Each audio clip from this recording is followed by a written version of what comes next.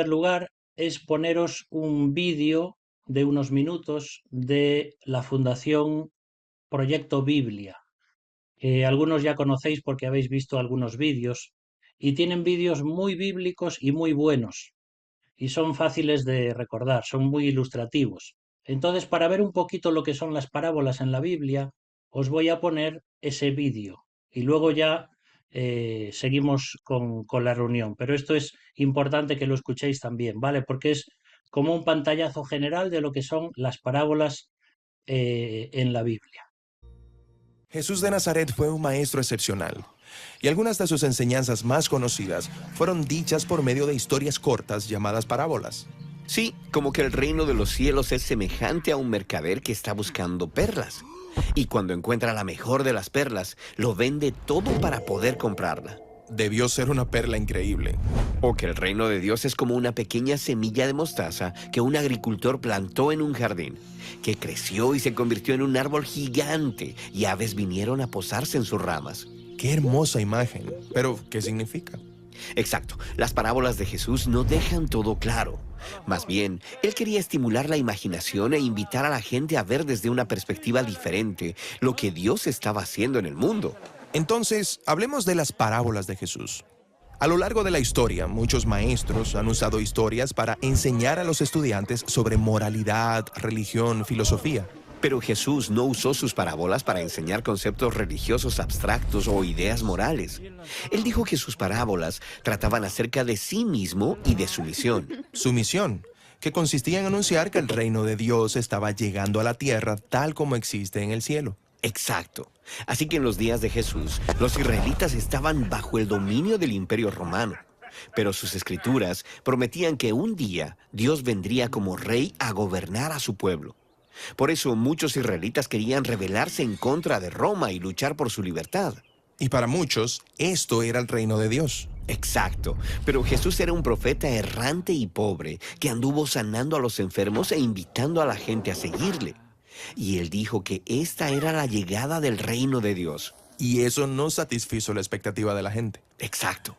Así que Jesús usó algunas parábolas para ayudar a la gente a imaginarse cómo este pequeño movimiento significaba la llegada del reino de Dios. Oh, sí, como la parábola de que el reino de Dios es como levadura escondida en una masa de harina y que no puedes ver su influencia, pero lo cambia todo. Jesús también contó parábolas acerca de cómo los valores del reino de Dios eran totalmente diferentes.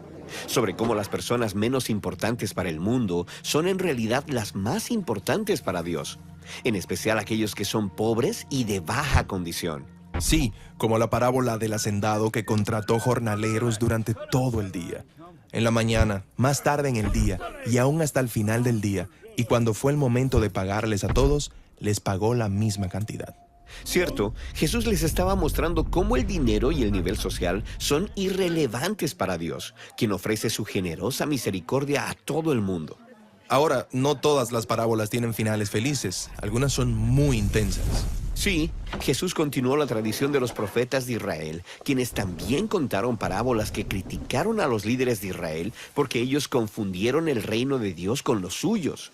Jesús advirtió a los líderes de su tiempo que si no aceptaban esta oferta del reino de Dios, destrucción es lo que les esperaba.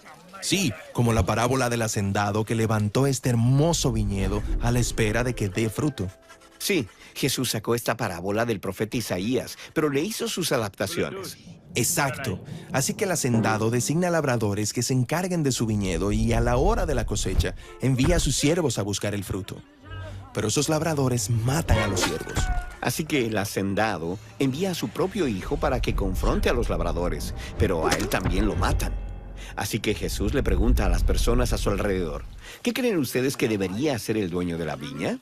Oh, ¿él va a castigar a esos labradores y contratar a otros nuevos? Jesús sabía que si Israel continuaba por su actual camino, serían destruidos por Roma.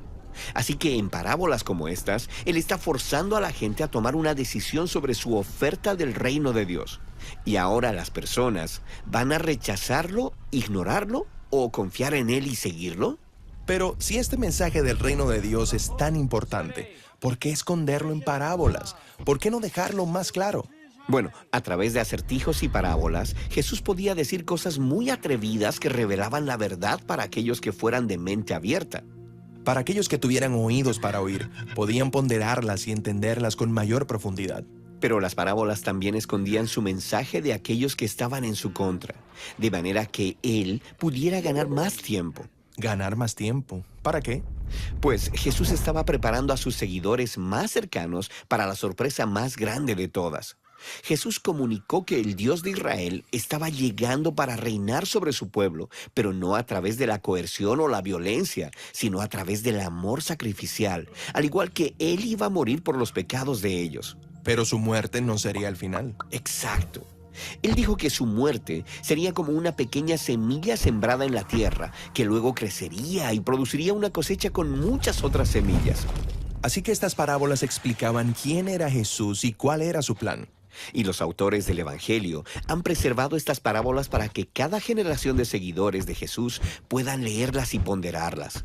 Y puedan imaginar cómo el reino de Dios sigue operando aún hoy en día. Exacto. Estas antiguas parábolas están llenas de sorpresas y desafíos. Son como un almacén lleno de tesoros, algunos nuevos y otros viejos. Y todo está ahí, esperando ser descubierto. Muy bien, espero que lo hayáis podido ver y escuchar. Ya veis, como dice ahí al final, está esperando por nosotros todos esos tesoros para ser descubiertos, ¿no? Hay muchas parábolas en la Biblia, tal vez vamos a ver la gran mayoría de ellas de una forma un poquito resumida, porque no podemos pararnos todos los martes con una explicación muy grande sobre las parábolas, pero por lo menos lo vamos a ver en general. Lo que voy a hacer ahora es compartir la pantalla para que vayáis viendo un poquito una ayuda visual con el PowerPoint.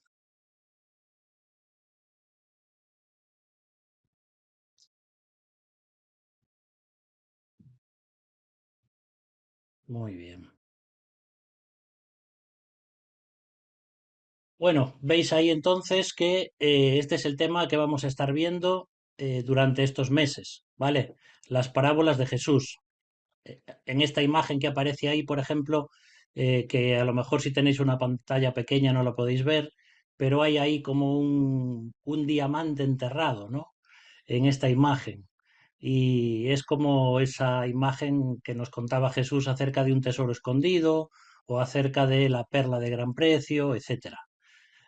Pequeñas historias, grandes enseñanzas. Esto es lo que vamos a estar viendo, si Dios quiere, durante estos martes.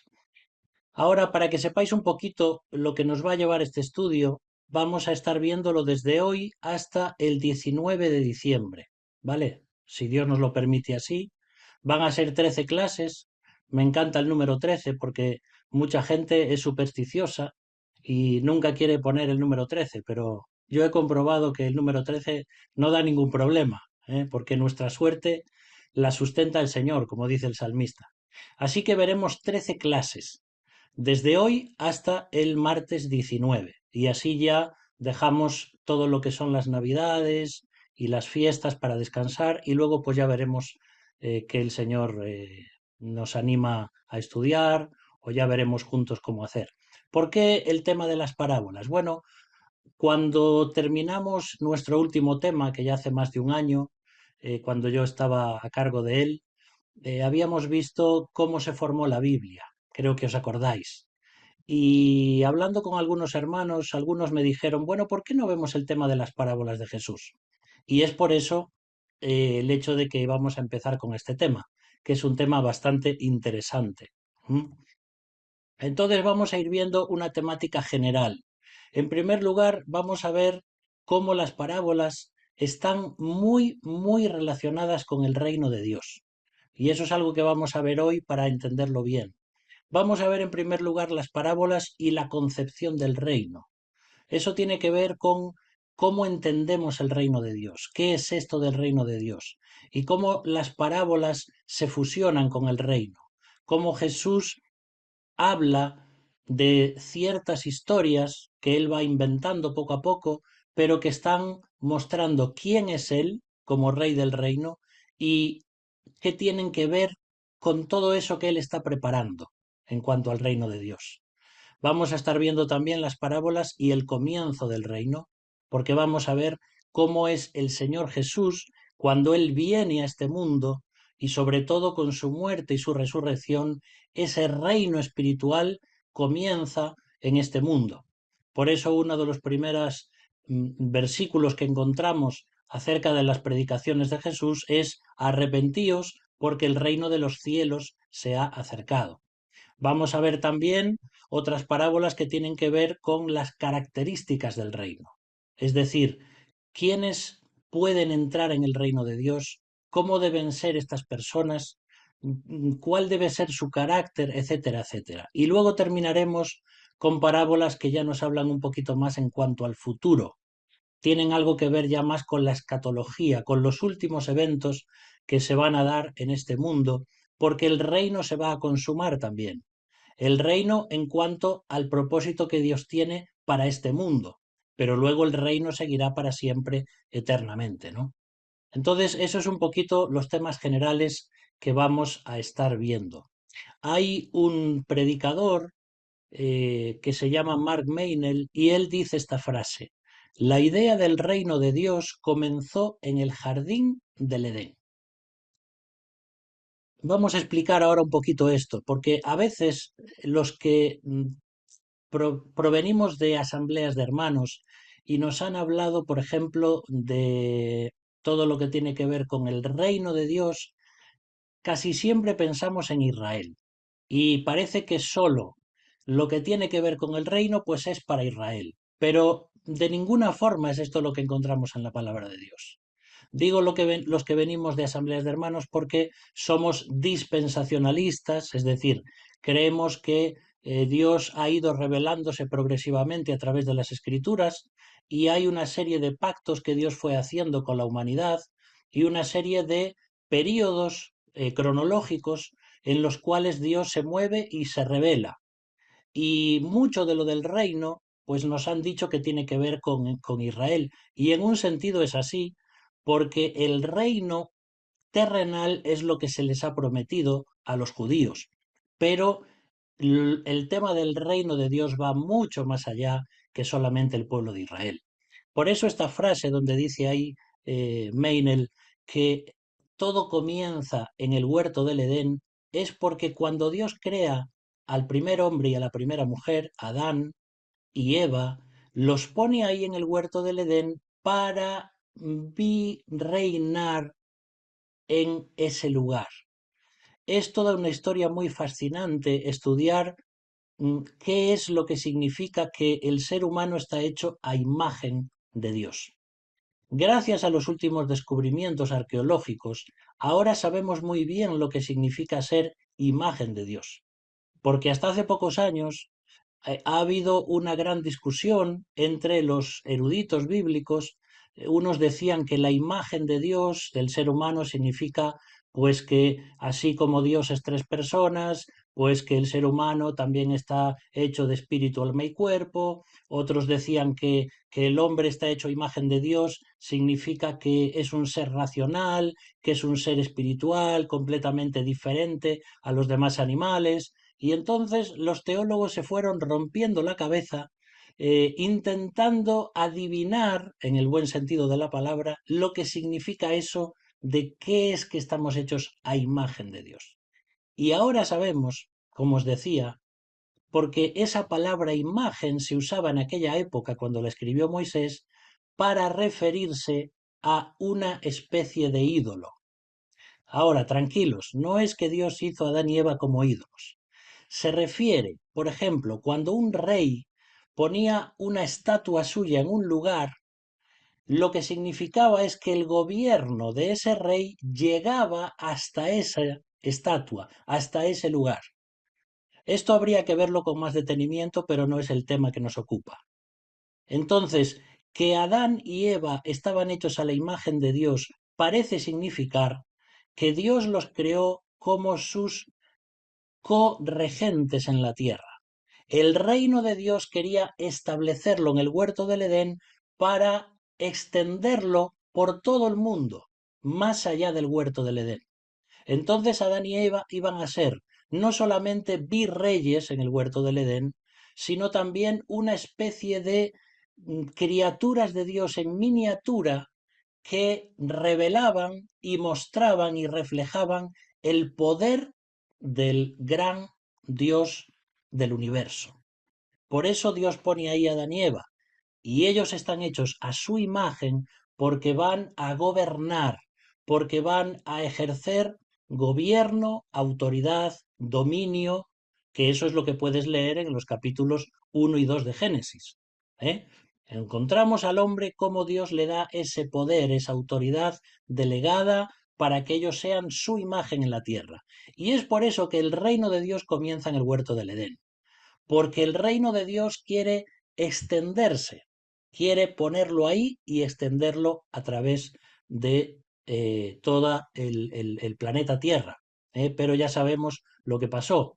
Adán y Eva, en vez de ser buenos administradores, permitieron que el mal y el pecado entrasen en el huerto y ellos mismos fueron expulsados de lo que era ese pequeño templo o ese pequeño reino de Dios donde el Señor también se manifestaba, porque dice ahí que Dios también caminaba con Adán y Eva al aire del día y era como si fuera un huerto de Dios donde él podía manifestar su presencia. Entonces, esta es una imagen interesante que tenemos que tener en mente para entender lo que significa ese reino de Dios que Dios siempre quiso y cómo ese reino de Dios se va a ir mostrando y revelando a lo largo de las Escrituras. Luego vamos a hablar un poquito más para que entendamos esto del reino de Dios, porque el tema no es el reino, son las parábolas, pero están muy interrelacionadas la una con la otra. Pensad que un tercio de la enseñanza de Jesús se encuentra en forma de parábolas. Entonces es importante entender las parábolas. Si dividimos toda la enseñanza de Jesús en tres partes, una de ellas, fijaos cuánto ocupa, pues está enseñada a través de cuentos, a través de ilustraciones, a través de cápsulas concentradas de teología o de sabiduría, podríamos decir, donde Jesús está intentando decir algo y está esperando una respuesta. Entonces, ya que es una gran parte de lo que Jesús enseñó, tenemos que saber qué quería decir con esto de las parábolas. Fíjate, por ejemplo, Marcos capítulo 4, versículos 33 y 34, dice ahí el evangelista Marcos: con muchas parábolas como estas les hablaba la palabra conforme a lo que podían oír, y sin parábolas no les hablaba, aunque a sus discípulos en particular les declaraba todo. Cuando leéis los evangelios os vais a dar cuenta de que a veces había personas que no entendían lo que estaba diciendo, otros sí que lo entendían, a veces los religiosos lo entendían perfectamente, pero sin embargo rechazaban las enseñanzas de Jesús, otras veces nadie entendía las parábolas y Jesús se las explicaba a sus discípulos en un momento donde estaba con ellos en privado para que ellos supiesen, porque Él les iba a ir explicando lo que tenía que ver con el reino de Dios. Ahora, ¿qué son las parábolas? Porque si esto lo escucha un matemático, pues va a estar pensando en una serie de curvas que tienen que ver ahí con cosas matemáticas. Pero no, las parábolas bíblicas no tienen que ver con nada de matemáticas. Son simplemente recursos didácticos, como puedes leer ahí, que se usaban para comparar una situación de la vida real o de la vida cotidiana con una realidad espiritual. Y esas imágenes o símbolos son herramientas poderosas que permitían al que escuchaba identificarse con el mensaje. Recuerda que las parábolas no fueron inventadas por Jesús como recurso literario. No es que ese recurso se lo inventó Jesús. Vamos a ver después que ya en el Antiguo Testamento también encontramos parábolas y también antes de Cristo ya se usaba ese recurso literario para dar enseñanza en ciertos, eh, digamos, en ciertos lugares diferentes o a ciertos alumnados con ciertos profesores, usaban eso para dejar grabadas las verdades en la mente de los alumnos. Entonces las parábolas nos invitan a tomar una postura ante el mensaje que transmiten. Por eso son muy importantes. Ahora, quiero hacer una diferencia aquí, porque a veces podemos confundirlas con otras figuras retóricas que se llaman, o figuras del lenguaje, como pueden ser, por ejemplo, el símil. El símil es una comparación. Por ejemplo, cuando Jesús dice, he aquí yo os envío como ovejas en medio de lobos, eso no es una parábola ni es una metáfora, es un símil. ¿Cómo saber cuándo algo es un símil? Pues cuando usa la palabra como, ¿de acuerdo? Todas las comparaciones donde se dice así y tal como, eso es un símil. Siempre son comparaciones y vas a encontrar que el Señor usa muchas veces los símiles, cuando dice, sed sencillos como palomas. No les dice que sean palomas. Y dice, sed astutos como serpientes. Esos son símiles. ¿Vale? Otro recurso es el uso de la metáfora, que también se usa mucho en cualquier texto narrativo. Pero esto nos ayuda también para entender mejor la Biblia. La metáfora ya no usa la palabra como para comparar, sino que la metáfora se usa como una identificación con lo que se está diciendo. Por ejemplo, cuando Jesús dice yo soy la puerta de las ovejas, no está diciendo que es como una puerta, porque no es un símil, ni está diciendo tampoco que es una puerta, es un ser humano, es Dios, pero está usando una metáfora para dar un significado espiritual de lo que está diciendo. Cuando él dice yo soy la puerta, está diciendo que las personas para ser salvas tienen que entrar por él, para poder salvarse. Y ahí pone el ejemplo de el pastor que a veces cuando tenía que juntar a su rebaño en un lugar abierto, en la montaña, y no tenía un aprisco o un redil donde estar, pues él mismo se ponía como puerta alrededor de unas piedras que colocaba, metía ahí las ovejas y él se ponía como si fuera la puerta para que ninguna oveja pudiese pasar a través de él. Y es eso como Jesús lo dice, como si fuera una metáfora para hablar de estas cosas. Él también dice, yo soy la luz del mundo, yo soy la puerta de las ovejas, yo soy la verdad, yo soy la vida. Todas esas cosas son metáforas, ¿eh? Que no tienen sentido si se usan literalmente. Es simplemente usar una palabra o una imagen para quitar una verdad. Y luego vienen las parábolas. Y las parábolas no son símiles ni son metáforas, son historias. Entonces, un símil lleva la palabra como, una metáfora ya se le quita la palabra como, pero puede hablar de dar una pequeña enseñanza, pero las parábolas ya son, sean más grandes o más pequeñas, más largas o más cortas, son pequeñas historias que se usan para ejemplificar cosas, para dar enseñanzas teológicas y para, como vamos a ver, confrontar a la persona con un mensaje para que el oyente tome una decisión. Conocida de todos es, por ejemplo, la parábola del hijo pródigo, que recordad, es una parábola, no es una historia real, es una historia que Jesús se inventa y comienza diciendo, un hombre tenía dos hijos.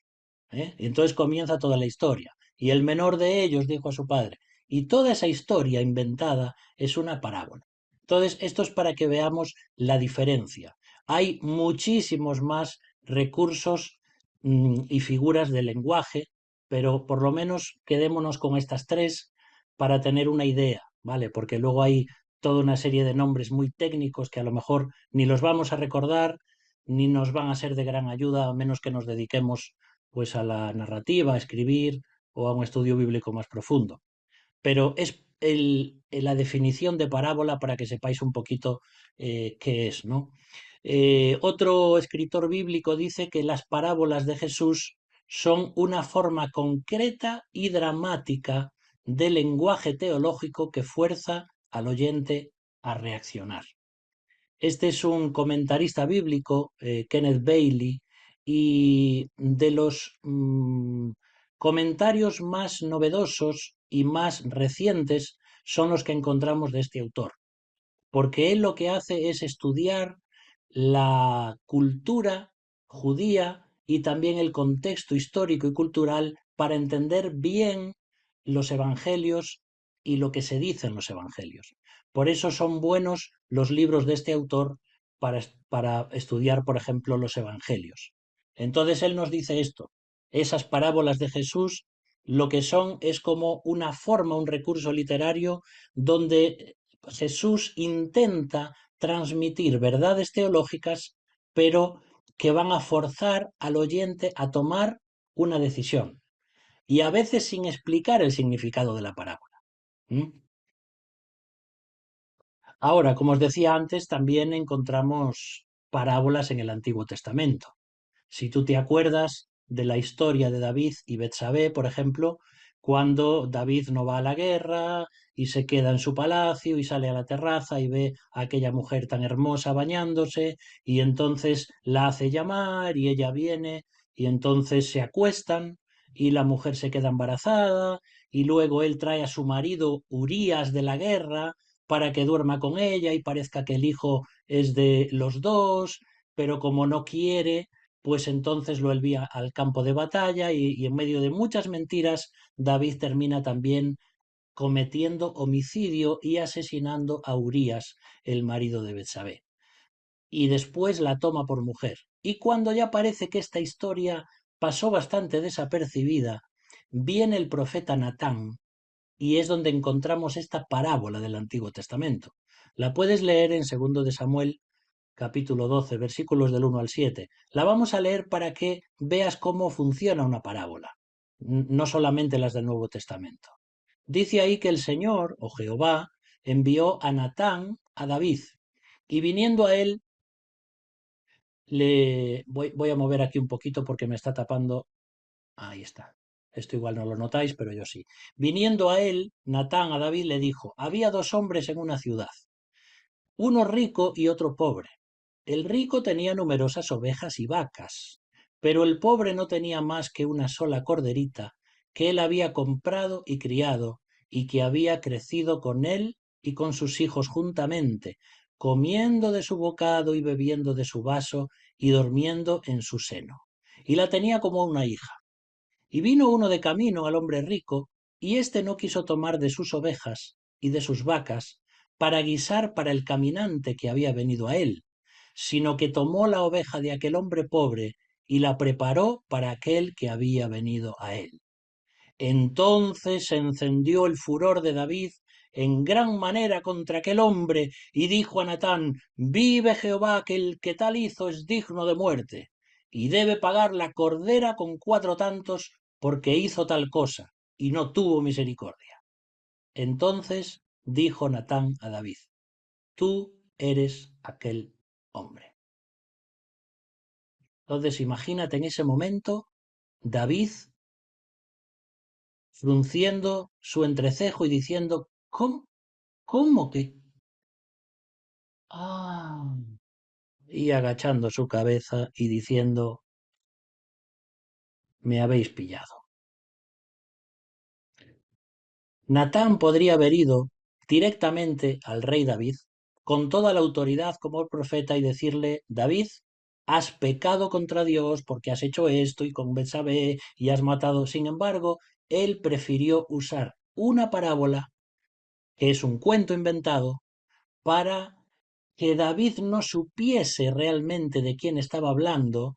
Parece que le estaba contando a Natán un problema que había en el reino de un hombre muy egoísta y rico, y resulta que cuando David dice que eso es muy injusto y que ese hombre debía pagar por lo que ha hecho, Natán lo confronta con la realidad de que él era esa persona.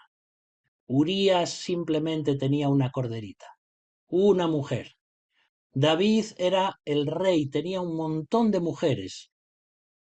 y por qué quiso usar a otra mujer que no le pertenecía para mantener relaciones con ella. Y entonces, de esa forma, con esa parábola, confronta a David y David, con sus propias palabras, sin haber pensado en eso, se condena a sí mismo. Entonces vemos cómo las parábolas lo que muestran es atraer la atención, que la persona pueda entender lo que está pasando y sin decir nada, a veces confrontar a la persona con su propio pecado. Así pues, el propósito de las parábolas, como dice un escritor bíblico, es servir de espejo al oyente. ¿Mm? Cuando se, Cuando el Señor cuenta una parábola, lo que está haciendo es como poner delante de la audiencia un espejo para que ellos se vean a sí mismos mientras Él está hablando. En Marcos capítulo 4, versículos 11 y 12, dice ahí, y Jesús les dijo, a vosotros os es dado saber el misterio del reino de Dios. Le está hablando a los discípulos. Mas a los que están fuera, por parábolas todas las cosas, para que viendo vean y no perciban, y oyendo oigan y no entiendan, para que no se conviertan y les sean perdonados los pecados. Estos versículos que está dando aquí Jesús están quitados de Isaías 6, versículos 9 y 10, donde Isaías le está diciendo lo mismo al pueblo de Israel. Isaías predicó a un pueblo que prefería ser destruido que volver a Dios. Y vas a ver ahí en el Antiguo Testamento siempre al pueblo de Israel pecando, desobedeciendo, cometiendo graves pecados e idolatría contra Dios, y Isaías intentando convencerlos de su propio pecado, pero ellos a sabiendas no quisieron volver a Dios, y es por eso que el pueblo de Israel sufrió cautiverios y tuvo que ser exiliado, y todo lo que hemos estado viendo, por ejemplo, cuando estudiamos Esdras y Nehemías estos domingos, hace unos meses, vimos todo ese pecado y todo ese cautiverio que se debió a la incredulidad del pueblo de Dios. Y de la misma forma que Isaías predicó y profetizó a un pueblo que entendía lo que estaba diciendo, pero no quería cambiar, de la misma forma Jesús está dando estos versículos aquí. No está diciendo que Él quiere esconder la salvación para que la gente no se salve. Lo que está diciendo es, así como Isaías dijo una verdad, pero aquellas personas taparon sus oídos, yo voy a estar hablando cosas que vienen de Dios el Padre, voy a estar explicando cosas del reino espiritual, del reino de Dios, pero va a haber, perdón, personas que lo van a ver, pero no lo van a querer mirar, va a haber personas que lo van a oír, pero no lo van a querer escuchar, y no se van a convertir y no van a ser perdonados sus pecados. Pero el problema no está en que no entienden la parábola. El problema está en que la entienden bien, como a veces se nos dice cuando Jesús cuenta una parábola y dice que los religiosos se ofenden porque entienden lo que quería decir con la parábola, pero sus corazones, en vez de ablandarse y, y arrepentirse de sus pecados, se endurecen contra Dios. Ese va a ser un poquito el efecto que vamos a encontrar en las parábolas. Por un lado, van a hacer que las personas se conviertan cuando se vean a sí mismos confrontados con su pecado, pero a los religiosos y a los que rechazan a Cristo los vamos a encontrar endurecidos y con reacciones violentas, de hecho, hasta que llegan a matar al mismo Señor de la vida, como dice Pedro en Hechos. Son capaces de matar al mismo Hijo de Dios debido a su incredulidad y a su dureza de corazón. Así que fijémonos cómo uno de los propósitos de las parábolas es que Dios o Jesús los usa para que nosotros podamos vernos a nosotros mismos, igual que en un espejo ves algo que no te gusta, estás despeinado, tienes que volver a peinarte, o quieres ponerte un poco de maquillaje para estar mejor, me refiero a las mujeres, o ves algún problema y tienes que ir al médico, el espejo te muestra lo que hay, pero el espejo no va a hacer nada por ti. La responsabilidad es tuya para cambiar lo que está mal y lo que ves en ese espejo.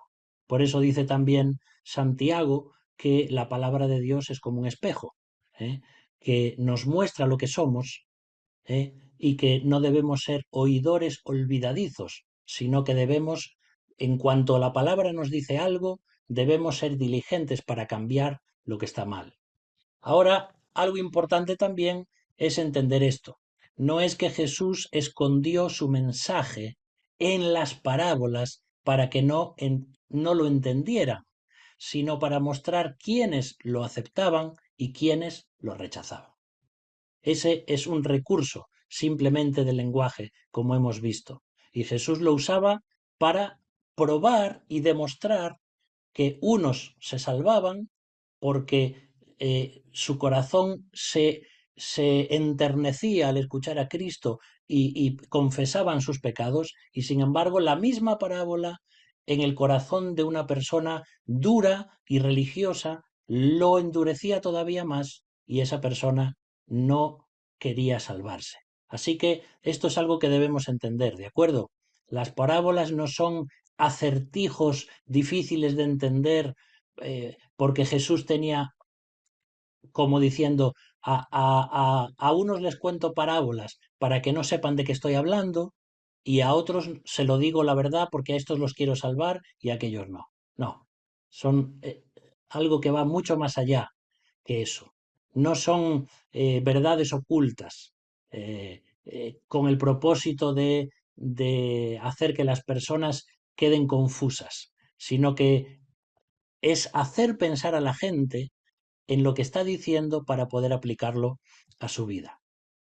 Luego, cuando hablamos de la clasificación de las parábolas, se pueden hacer de diferentes formas. Hay estudiosos bíblicos que lo que hacen es clasificar a las parábolas por tema. Entonces dice, bueno, pues todo lo que tiene que ver con el dinero o con la administración de los bienes, pues va en este cajón. Eh, Luego se pueden también clasificar por grupos.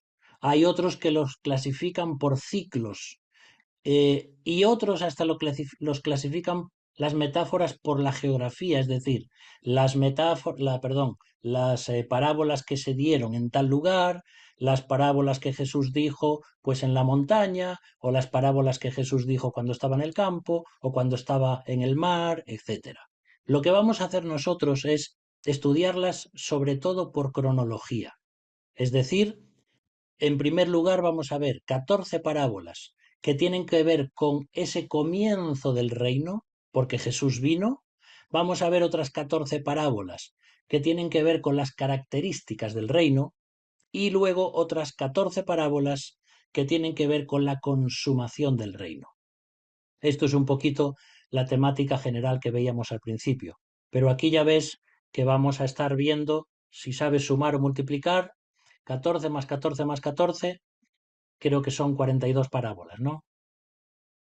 Entonces ahí encontramos que son muchas parábolas y lógicamente no podemos verlas todas, pero vamos a ir desgranándolas un poquito, viendo por qué el Señor las dijo y qué es lo que nosotros podemos aprender y aplicar para nuestra vida hoy.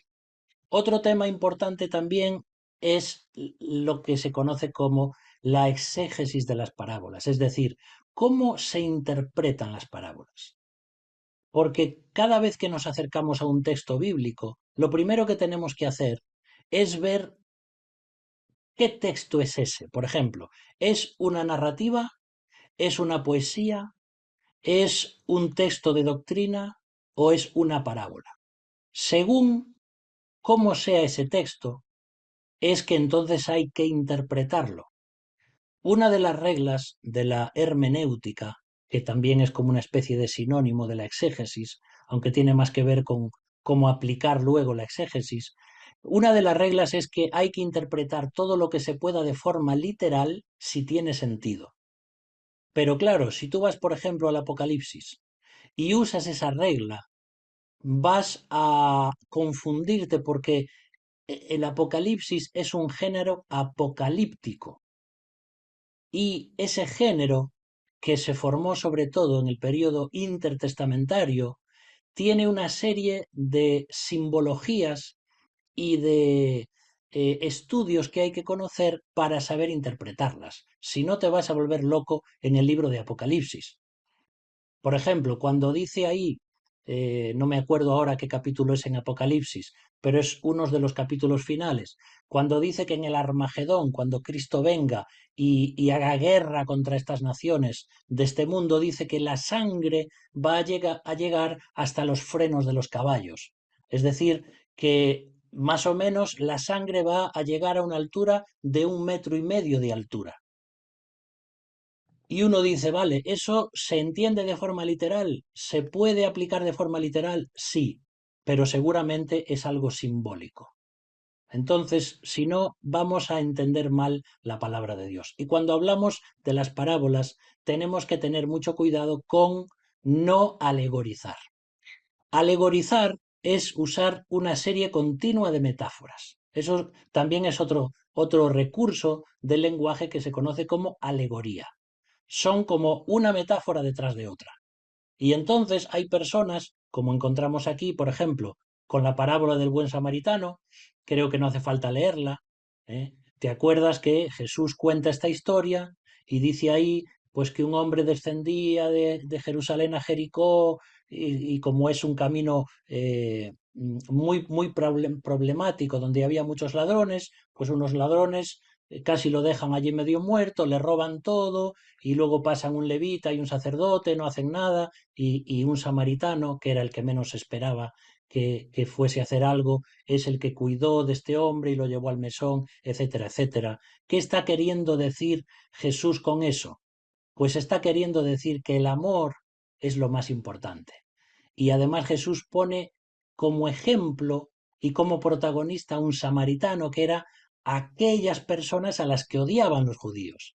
Entonces todo esto es para mover el corazón del judío y confrontarle con quién es realmente el prójimo, ¿no? Que eso realmente también es una respuesta a la pregunta de, Señor, ¿quién es mi prójimo?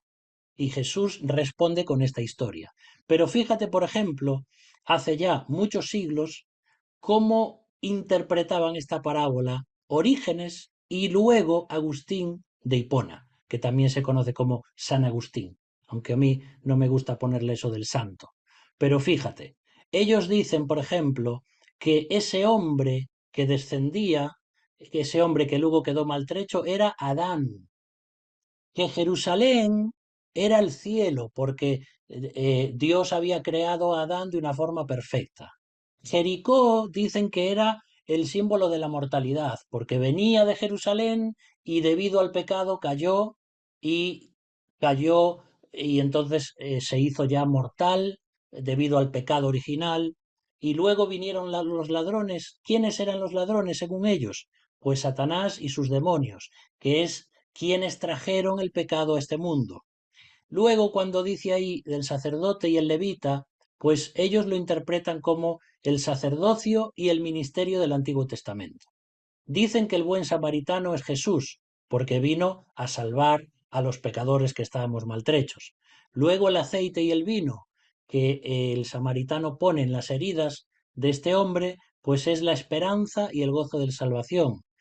La cabalgadura, donde el samaritano pone a este hombre medio muerto, es la encarnación de Cristo, fijaos, ¿no? Y luego cuando lo lleva al mesón, esa es la iglesia.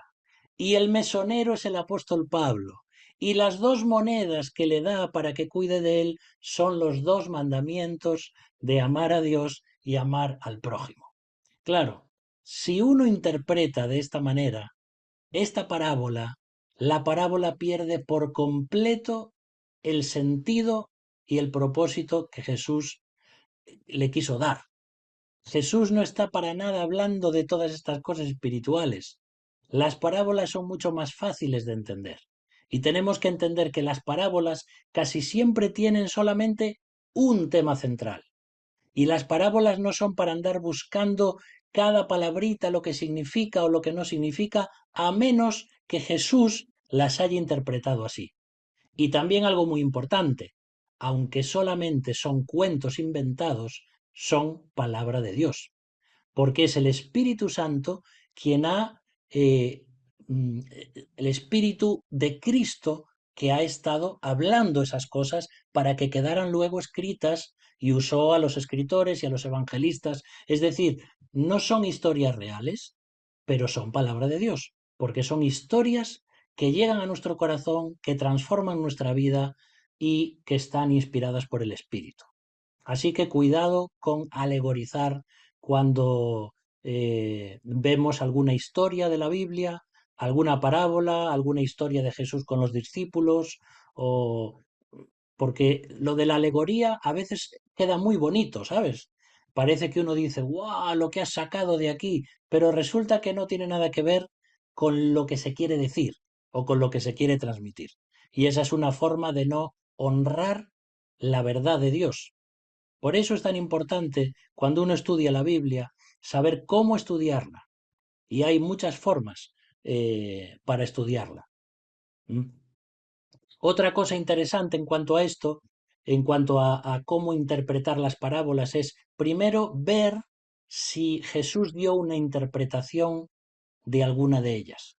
Por ejemplo, cuando Jesús dice la parábola del sembrador, y las personas no entienden nada, y vienen los discípulos y le dice, oye, ¿qué quisiste decir con eso del sembrador? Y entonces él va explicando la parábola y va diciendo, el sembrador es este, y luego el campo es el mundo, y la semilla es la palabra de Dios, y luego las aves son como el diablo que viene. En ese sentido, si Jesús lo dice, no es una alegoría, porque Jesús quiso decir eso. ¿Eh? Por eso, lo primero que tenemos que hacer al estudiar una parábola es ver si Jesús ya dio el significado de ella. Si no, tenemos que ir al paso 2, al contexto, al auditorio. ¿Dónde se dijo esa parábola? ¿Quién eran las personas que escucharon esa parábola? Luego podemos ver también el trasfondo cultural, que es importantísimo a la hora de entender la Biblia. Nunca dejaré de repetir esto. Cuanto más conozcas del contexto cultural de un texto de la Biblia, mejor vas a entenderlo. Porque daos cuenta que estas historias sucedieron hace 2000 años. Hay muchas cosas, por ejemplo, que no entendemos de lo que quiere decir el Apocalipsis porque no vivimos en esa época. Pero la audiencia de Juan, que escribió el Apocalipsis, entendía perfectamente lo que él quería decir, hasta con el número 666, cosa que nosotros hoy no entendemos, ¿eh? Porque no vivimos en ese momento histórico. Entonces es importante empaparse todo lo que podamos de la cultura bíblica. Luego entendamos que hay una verdad central en la parábola. Y eso es lo más importante a destacar. No hay que romperse la cabeza con muchos detallitos porque podemos perder de vista el punto importante.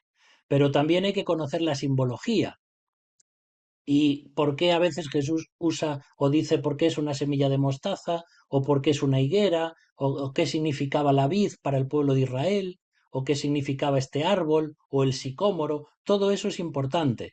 Luego, si creemos a lo mejor que esa parábola parece que nos está enseñando algo que se contradice con el resto de las escrituras, es que nos estamos equivocando. Por lo tanto, la teología bíblica completa de toda la palabra de Dios tiene que encajar con lo que esa parábola está enseñando. Y por último, tenemos que saber luego hacer una hermenéutica y aplicarla a nuestra vida actual. Algunos dicen que la exégesis es una ciencia que se encarga de enseñarte cómo interpretar el texto. Y la hermenéutica ya no es tanto una ciencia como un arte, que después de hacer una buena exégesis, tú usas eso para aplicarlo a tu propia vida o a la audiencia, o si vas a predicar el domingo a las personas que tienes allí. ¿Cómo puedo cruzar el puente como estudiamos en los recursos de Langham, los predicadores, en el círculo de predicadores? ¿Cómo puedo cruzar el puente desde aquella época tan distante y cómo puedo traer ese texto al mundo actual para aplicarlo a mi propia vida? Bueno, veis que predicar la Biblia y comprender la Biblia no es fácil. Cualquiera puede leer la Biblia, pero predicar la Biblia y hacerlo con temor de Dios y sabiendo bien lo que dices, equivocándote lo menos posible, demanda muchos años de estudio. Por eso veis que leer una parábola, ¿la puede entender un niño? Sí, la puede entender un niño, pero si queremos entenderla en toda su dimensión, hay mucho que estudiar. ¿Mm? Y por último, ya para terminar hoy, vamos a ver lo que es el concepto de reino, porque es importante entender esto. Hablábamos algo antes un poco en cuanto a lo que nos decía Mark Meinel, este predicador, de que el reino comenzó en el jardín del Edén. Y en un sentido es así. Tú puedes ver cómo desde el jardín del Edén Dios quiere establecer un reino aquí y poner a sus corregentes, Adán y Eva, para que ellos gobiernen, para que sean sacerdotes y como si aquello fuese un templo, que ese es otro tema importante, cómo se va viendo el tema del templo desde Génesis hasta Apocalipsis, pasando por el tabernáculo, por el templo literalmente, cómo luego Jesús hace tabernáculo y toma un cuerpo y viene a nosotros y cómo el Espíritu Santo luego habita entre nosotros, perdón, habita dentro de nosotros como y nosotros somos un templo y somos piedras vivas. El tema del templo y el tema del reino es un tema que va desde Génesis a Apocalipsis y es muy apasionante y además nos hace comprender muy bien que el propósito de Dios siempre fue tener un reino donde sus criaturas le adoren, pero también formen parte, por decirlo así, de su equipo, de sacerdotes, de reyes, de profetas, que extiendan su reino por toda la creación. Entonces, el reino comienza en el Edén, pero ¿qué pasa con el pecado? Luego viene toda una serie de cosas. Llegamos a la Torre de Babel, llegamos al diluvio y de nuevo el reino comienza otra vez cuando Dios le dice a Noé, pues de ti y de tu familia va a venir ahora una nueva humanidad y entonces el reino vuelve a renovarse. El reino se le promete también a Abraham cuando se dice que de él van a ser benditas todas las naciones de la tierra. Luego llega la liberación del pueblo de Israel en Egipto.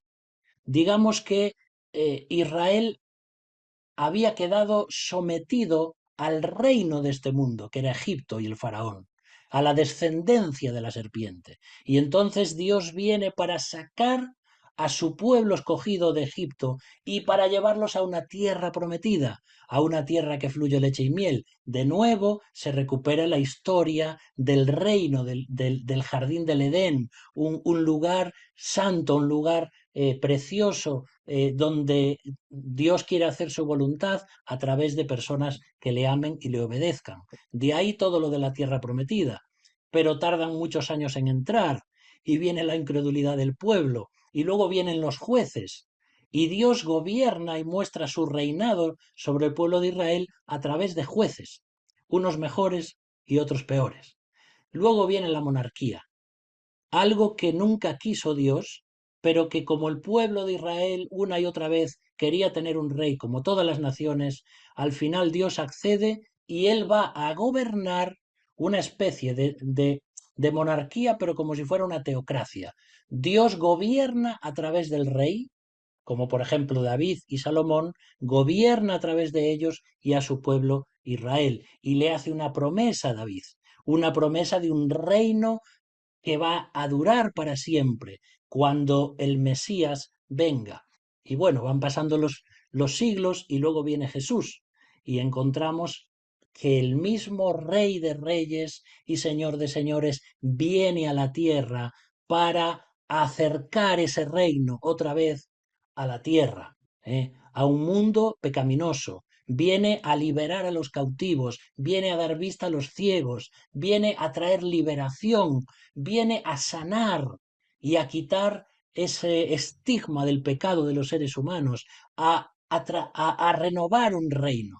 Entonces, con esa obra de Cristo que luego hace en la cruz y con su resurrección, el reino de Cristo se convierte en algo espiritual. Y es en donde estamos ahora tú y yo. No hay un reino físico donde Jesús esté gobernando aquí en la tierra, pero parece ser que lo va a ver en el futuro, cuando Cristo venga en su segunda venida y Él reine en su reino milenial. Entonces, mientras tú y yo estamos en una especie de reino espiritual, hablándole a otras personas de Cristo para que Cristo las libere y sean trasladados, como dice el Nuevo Testamento, del reino de las tinieblas al reino de Cristo, al reino de su amado Hijo. ¿Ves cómo al final todo tiene que ver con el reino? Una cosa es el reino para los judíos, que es todo ese reino prometido, terrenal, pero es que también para nosotros los cristianos somos un reino de sacerdotes. Prácticamente en todos los libros del Nuevo Testamento se hace referencia al reino de Dios para el creyente, para la iglesia. Y puedes ir a Hebreos y encontrarte ahí ese reino inconmovible de sacerdotes, y en Pedro también lo puedes encontrar acerca del reino que Dios nos ha dado. Todo el tema del reino está involucrado ahí, porque es el plan de Dios. Por eso las parábolas tienen mucho que ver con esto. Y luego, así como Génesis empieza en un templo, en un jardín, en un reino establecido, el Apocalipsis, como hemos visto también al estudiar ese libro, terminará también en un jardín, con el árbol de la vida, con un río que fluye y con toda una serie de cosas que aparecen ahí, hasta que el reino por fin sea algo eterno.